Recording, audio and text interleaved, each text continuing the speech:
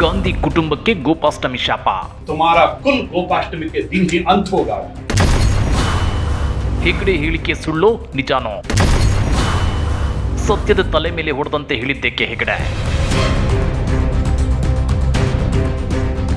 ಅನಂತಕುಮಾರ್ ಹೆಗಡೆ ರಾಜ್ಯ ಬಿಜೆಪಿ ಸಂಸದ. ಇವರು ಇತ್ತೀಚೆಗೆ ಹೇಳಿದ್ದ ಒಂದು ಹೇಳಿಕೆ ಸಿಕ್ಕಾಪಟ್ಟೆ ವೈರಲ್ ಆಗಿತ್ತು. ಅದಕ್ಕೆ ಕೆಲ ಬಿಜೆಪಿಗರು ದನಿಗೂಡಿಸಿದ್ದು ಇದೆ. ಅದರಲ್ಲೂ ವಿಜಯಪುರ ಶಾಸಕ ಬಸನಗೌಡ ಪಾಟೀಲ್ ಯತ್ನಾಳ್ ಹೌದೌದು ಇದು ಮಹಾಶಾಪ ಅಂತೇಳಿದ್ರು. ಯಾವ ರೀತಿ ನನಗೆ ರಸ್ತೆಯಲ್ಲಿ ಹೊಡೆದ್ರು ಅದೇ ರೀತಿ ನಿಮ್ಮ ಕುಟುಂಬದಲ್ಲಿರೋರಿಗೆ ಎಲ್ಲರಿಗೂ ಇದೇ ಶಾಪ ಇದೆ ಅಂತೇಳಿ ಅದು ಇದೆ. ಸಂತರ ಶಾಪದಿಂದ ಗೋಪಾಷ್ಟಮಿಯ ದಿನವೇ ಇಂದಿರಾ ಗಾಂಧಿ ಕುಟುಂಬ ಬಲಿಯಾಯಿತು ಅಂತೇಳಿ ಸಂಸದ ಅನಂತಕುಮಾರ್ ಹೆಗಡೆ ಹೇಳಿದ್ರು. 1966 ನವೆಂಬರ್ 7ರಂದು ಸಂತರ ಗೋವುಗಳ ಮೇಲೆ ಗೋಲಿಬಾರ್ ಆಗಿತ್ತು. ಗೋಹತ್ಯೆ ನಿಷೇಧಕ್ಕಾಗಿ ಸಂತರು ಪಾರ್ಲಿಮೆಂಟ್ಗೆ ಮುತ್ತಿಗೆ ಹಾಕಿದ್ರು. ಆಗ ಇಂದಿರಾ ಗಾಂಧಿ ಗೋಲಿಬಾರ್ ಮಾಡಿಸಿದ್ರು. ಆಗ ಸಂತರು ಗೋವುಗಳು ಮೃತಪಟ್ಟಿದ್ವು. ಆಗ ಸಂತನೊಬ್ಬ ಇಂದಿರಾ ಗಾಂಧಿಗೆ ಇವತ್ತಿನ ದಿನ ಗೋಪಾಷ್ಟಮಿ, ನಿಮ್ಮ ಸಂತತಿಯು ಗೋಪಾಷ್ಟಮಿ ದಿನವೇ ಅಂತ್ಯವಾಗಲಿದೆ ಎಂಬುದಾಗಿ ಶಾಪ ನೀಡಿದ್ರು. ಗೋಪಾಷ್ಟಮಿ ದಿನವೇ ಸಂಜಯ್ ಗಾಂಧಿ, ರಾಜೀವ್ ಗಾಂಧಿ, ಇಂದಿರಾ ಗಾಂಧಿ ಮೃತಪಟ್ಟಿದ್ರು. ಆದ್ರೆ ಇದನ್ನ ಪ್ರಗತಿಪರರು ಒಪ್ಪುತ್ತಿಲ್ಲ. ಹಾಗಾದ್ರೆ ಹೆಗಡೆ ಹೇಳಿರೋದ್ರಲ್ಲಿ ಸತ್ಯ ಎಷ್ಟು ಸುಳ್ಳೆಷ್ಟು ಅದನ್ನ ಡೀಟೇಲ್ ಆಗಿ ತೋರಿಸ್ತೀವಿ. ಆದ್ರೆ ಅದಕ್ಕಿಂತ ಮೊದಲು ಹಲೋ ಕನ್ನಡ ಯೂಟ್ಯೂಬ್ ಚಾನಲ್ ಅನ್ನ ಸಬ್ಸ್ಕ್ರೈಬ್ ಮಾಡ್ಕೊಳ್ಳಿ. ಹಾಗೇನೇ ಪಕ್ಕದಲ್ಲಿರೋ ಬೆಲ್ ಬಟನ್ ಅನ್ನು ಪ್ರೆಸ್ ಮಾಡಿ. Fact check number 1. 1966 ನವೆಂಬರ್ 7ರಂದು ಸಂತರ ಗೋವುಗಳ ಮೇಲೆ ಗೋಲಿಬಾರ್ ಆಗಿತ್ತು. ಆಗ ಸಂತನೊಬ್ಬ ಇವತ್ತಿನ ದಿನ ಗೋಪಾಷ್ಟಮಿ, ನಿಮ್ಮ ಸಂತತಿಯು ಗೋಪಾಷ್ಟಮಿಯ ದಿನವೇ ಅಂತ್ಯವಾಗಲಿದೆ ಎಂಬುದಾಗಿ ಶಾಪ ನೀಡಿದ್ರು ಅಂತೇಳಿ ಸಂಸದ ಅನಂತಕುಮಾರ್ ಹೆಗಡೆ ಹೇಳಿದ್ದಾರೆ. ಆದ್ರೆ 1966ರಲ್ಲಿ ಗೋಪಾಷ್ಟಮಿ ಬಂದಿರೋದು ನವೆಂಬರ್ 20 ಭಾನುವಾರ ಅಂತೇಳಿ ದೃಕ್ ಪಂಚಾಂಗ.com ಹೇಳುತ್ತಿದೆ. ಕಾರ್ತಿಕ ಶುಕ್ಲ ಪಕ್ಷದ ಅಷ್ಟಮಿ ತಿಥಿಯಂದು ಗೋಪಾಷ್ಟಮಿಯ ದಿನ ಬರುತ್ತದೆ. ಇದು ಮಥುರಾ, ಬೃಂದಾವನ ಮತ್ತು ಇತರ ಬ್ರೂಜ್ ಪ್ರದೇಶಗಳಲ್ಲಿ ಪ್ರಸಿದ್ಧವಾದ ಹಬ್ಬವಾಗಿದೆ. ಹೀಗಿರುವಾಗ 1966 ನವೆಂಬರ್ 7ರಂದು ಗೋಪಾಷ್ಟಮಿ ಎಂದು ಹೆಗಡೆ ಹೇಳಿರೋದ್ರಲ್ಲಿ ಸತ್ಯಾಂಶವಿಲ್ಲ. ಇದೊಂದು ಸುಳ್ಳು ಹೇಳಿಕೆ, ಜನರ ಭಾವನೆಗಳನ್ನ ಕೆರಳಿಸುವಂತಹ ಹೇಳಿಕೆ. ಅದರಲ್ಲೂ ಹಿಂದೂಗಳನ್ನ ಕಾಂಗ್ರೆಸ್ ಪಕ್ಷದ ವಿರುದ್ಧ ಎತ್ತಿ ಕಟ್ಟುವ ಹೇಳಿಕೆ ಅನ್ನೋದ್ರಲ್ಲಿ ಎರಡು ಮಾತಿಲ್ಲ. Fact check number 2. ಇನ್ನು ಇಂದಿರಾ ಗಾಂಧಿ, ರಾಜೀವ್ ಗಾಂಧಿ ಮತ್ತು ಸಂಜಯ್ ಗಾಂಧಿ ಗೋಪಾಷ್ಟಮಿಯ ದಿನವೇ ಮೃತಪಟ್ಟಿದ್ದಾರೆ ಅಂತೇಳಿ ಹೆಗಡೆ ಹೇಳಿದ್ದಾರೆ. ಇಂದಿರಾ ಗಾಂಧಿ ಹತ್ಯೆಯಾಗಿದ್ದು 1984 ಅಕ್ಟೋಬರ್ 31. ಇದು ಗೋಪಾಷ್ಟಮಿಯ ದಿನ ಹೌದು. ರಾಜೀವ್ ಗಾಂಧಿ ಹತ್ಯೆಯಾಗಿದ್ದು ಮೇ 21, 1991.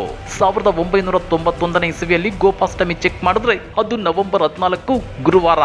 ಹಾಗಾದ್ರೆ ರಾಜೀವ್ ಗಾಂಧಿ ಹತ್ಯೆಯಾಗಿದ್ದು ಗೋಪಾಷ್ಟಮಿ ಎಂದು ಅಲ್ಲ. ಸಂಜಯ್ ಗಾಂಧಿ ಮರಣ ಹೊಂದಿದ ದಿನಾಂಕ ಜೂನ್ 23, 1980.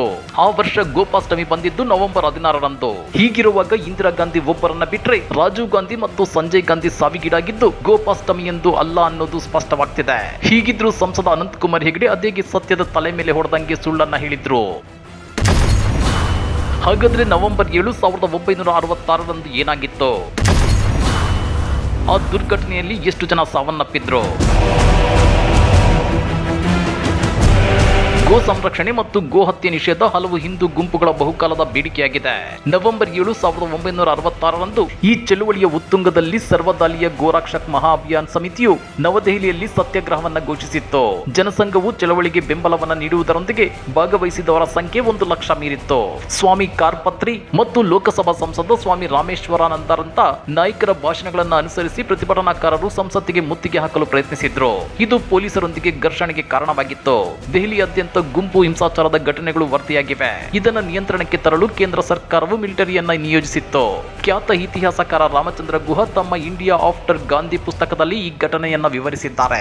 ಹಿಂಸಾಚಾರ ಮತ್ತು ನಂತರ ಪೊಲೀಸ್ ಕ್ರಮವನ್ನ ಜಗತ್ತಿನಾದ್ಯಂತ ಪತ್ರಿಕೆಗಳು ವರದಿ ಮಾಡಿವೆ. ಇದು ಯುನೈಟೆಡ್ ಸ್ಟೇಟ್ಸ್ ನ ದಿನಪತ್ರಿಕೆ ದಿ ರೆಕಾರ್ಡ್ ಕೂಡ ಇದನ್ನ ವರದಿ ಮಾಡಿತ್ತು. ದಿ ರೆಕಾರ್ಡ್ 7 ಜನರ ಸಾವು, ಕನಿಷ್ಠ 500 ಜನರು ಗಾಯಗೊಂಡಿದ್ದಾರೆ ಅಂತೇಳಿ ವರದಿ ಮಾಡಿತ್ತು. ನವೆಂಬರ್ 8ರಂದು ದಿ ಟೈಮ್ಸ್ ಮತ್ತು ದಿ ಗಾರ್ಡಿಯನ್ ಕನಿಷ್ಠ 5 ಜನರು ಸಾವಿಗೀಡಾಗಿದ್ದಾರೆ ಅಂತ ವರದಿ ಮಾಡಿದೆ. ಚಿಕಿತ್ಸೆ ಪಡೆಯುತ್ತಿರುವ ಜನರು ಸಾವಿಗೀಡಾಗಿದ್ದಾರೆ ಅಂತೇಳಿ ಇಂಡಿಯಾ ಟುಡೆಯ anti fake news war room ಪರಿಶೀಲನೆ ನಡೆಸಿದಾಗ ಘಟನೆಗೆ ಸಂಬಂಧಿಸಿದಂತೆ ಆಗಿನ ಜನಸಂಘದ ಅಧ್ಯಕ್ಷ ಬಲರಾಮ್ ಮಾದಕ್ ಅವರ ಬಂಧನವನ್ನ ವರದಿ ಮಾಡಿದ ಆಸ್ಟ್ರೇಲಿಯಾದ ಪತ್ರಿಕೆ ದಿ ಏಜ್ ನವೆಂಬರ್ 9ರಂದು ಸಾವಿನ ಸಂಖ್ಯೆಯನ್ನ 8 ಎಂದು ಉಲ್ಲೇಖಿಸಿದೆ. ಆನ್ಲೈನ್ ನಲ್ಲಿ ಲಭ್ಯವಿರುವ ಈ ದಾಖಲೆಗಳ ಪ್ರಕಾರ ನವೆಂಬರ್ 8, 1966ರಂದು ಸದನದಲ್ಲಿ ಮಂಡಿಸಲಾದ ನೋಟಿಸ್ ನಲ್ಲಿ 7 ಜನರು ಸಾವನ್ನಪ್ಪಿದ್ದಾರೆ ಮತ್ತು 184 ಜನರು ಗಾಯಗೊಂಡಿದ್ದಾರೆ ಅಂತ ಇದೆ. ನವೆಂಬರ್ 9ರ ದಾಖಲೆಗಳಲ್ಲಿ ಮರಣ ಹೊಂದಿದ 5 ವ್ಯಕ್ತಿಗಳ ಹೆಸರುಗಳನ್ನು ಸರ್ಕಾರವು ಸದನಕ್ಕೆ ನೀಡಿದೆ ಅಂತ ಕಂಡು ಬಂದಿದೆ. 3 ಮೃತದೇಹಗಳು ಗುರುತಿಸಲು ಸಾಧ್ಯವಾಗಿಲ್ಲ ಅಂತಾನೂ ಹೇಳಿದೆ. ಅದೇನೇ ಇದ್ರೂ ಇತಿಹಾಸದ ಪುಟಗಳಲ್ಲಿ ಗತಿಸಿ ಹೋದ ಒಂದು ಪ್ರಕರಣವನ್ನ ಸಂಸದ ಅನಂತಕುಮಾರ್ ಹೆಗಡೆ ಅವರು ಅತ್ಯಂತ ನೀಟಾಗಿ ಸತ್ಯದ ತಲೆ ಮೇಲೆ ಹೊಡೆದಂತೆ ಇಂದಿರಾ ಗಾಂಧಿ ಕುಟುಂಬಕ್ಕೆ ಗೋಪಾಷ್ಟಮಿಯ ಶಾಪ ತಟ್ಟಿದೆ, ಹೀಗಾಗಿ ಅವರ ಕುಟುಂಬ ನಿರ್ನಾಮವಾಗಲಿದೆ ಅಂತ ಹೇಳಿದ್ರು. ಜೊತೆಗೆ ಮುಂದಿನ ಲೋಕಸಭಾ ಚುನಾವಣೆಯಲ್ಲೂ ಆ ಪಕ್ಷ ಪಾತಾಳಕ್ಕೆ ಮುಟ್ಟುತ್ತೆ ಅಂತ ಹೇಳಿದ್ರು. ಅದು ಕೂಡ ಲೋಕಸಭಾ ಚುನಾವಣೆಗೆ ಇನ್ನು ಕೇವಲ 3-4 ತಿಂಗಳು ಬಾಕಿ ಇರೋ ಟೈಮಲ್ಲೇ ಹಿಂದೂಗಳನ್ನ ಓಲೈಸಲು ಇಂಥ ಹೇಳಿಕೆ ನೀಡಿದ್ರು ಅನ್ನೋದು ಈಗ ಬಟ ಬಯಲಾದಂತಾಗಿದೆ. ಈ ಬಗ್ಗೆ ನೀವೇನಂತೀರಾ? ಕಮೆಂಟ್ ಮಾಡಿ, ವಿಡಿಯೋ ಲೈಕ್ ಮಾಡಿ, ಶೇರ್ ಮಾಡಿ. ಇಂಥ ಮತ್ತಷ್ಟು ರೋಚಕ ರಾಜಕೀಯ ಸುದ್ದಿಗಳನ್ನ ಮಿಸ್ ಮಾಡದೆ ನೋಡಬೇಕು ಅಂದ್ರೆ ಹಲೋ ಕನ್ನಡ ಯೂಟ್ಯೂಬ್ ಚಾನಲ್ ಅನ್ನ ಸಬ್ಸ್ಕ್ರೈಬ್ ಮಾಡ್ಕೊಳ್ಳಿ.